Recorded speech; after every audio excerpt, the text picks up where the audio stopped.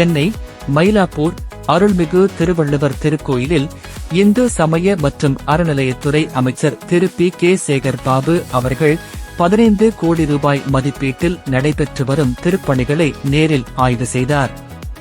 அவர்களுடன் மயிலாப்பூர் சட்டமன்ற உறுப்பினர் திரு வேலு, உயர்மட்ட ஆலோசனை குழு உறுப்பினர்கள் திரு சுகிசிவம், திருமதி தேச மங்கையர்க்கரசி, சென்னை மண்டல இணை ஆணையர் திருமதி ரேணுகாதேவி, உதவி ஆணையர் திரு பாரதிராஜா, திருக்கோயில் செயல் அலுவலர் திருமதி தமிழ்ச்செல்வி மற்றும் அலுவலர்கள் உடன் இருந்தனர்.